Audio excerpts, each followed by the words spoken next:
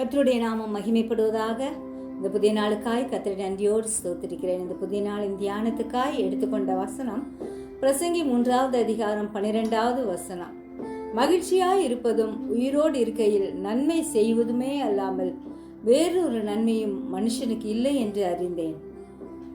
தேவனை விட்டுவிட்டு உலக வாழ்க்கையை தேடி ஓடும் வாழ்க்கை பிரயோஜனமற்றது என்பதை உணர்ந்த சாலமோன் இந்த பிரசங்கியை எழுதுகிறார். எல்லாவற்றையும் அதன் காலத்தில் நேர்த்தியாய் செய்து முடிக்கிற ஆண்டவரே நாம் நோக்கி பார்ப்போம்.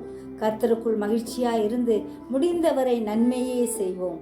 அதை தவிர வேறொரு நன்மையும் மனுஷனுக்கு இல்லை என்பதை நாமும் உணர்ந்து ஜீவிப்போம். சூரியனுக்கு கீழே காணும் நடக்கும் காரியங்கள் எல்லாம் மாயையும் மனதுக்கு சஞ்சலமாயிருக்கிறது. எனவே மெய்யான ஜீவ வழியை பின்பற்றுவோம். கைவிடப்பட்டவர்கள், திக்கற்றவர்கள், ஏழை எளியவர்கள், இப்படிப்பட்ட அனைவரையும் தாங்குவோம். கர்த்தர் நம்மை வழி நடத்துவார். ஜெபிப்போமா. ஜீவிக்கிறதான் இயேசுவே, இந்த அருமையான நாளுக்காய் நன்றியோடு ஸ்தோத்திரிக்கிறோம். எங்கள் ஒவ்வொருவரையும் உடைய திருக்கரத்தில் ஒப்பு கொடுக்கிறோம். கர்த்தர் பாதுகாப்பீராக. நீர் வழி நடத்தும்படியாய் கெஞ்சுகிறோம்.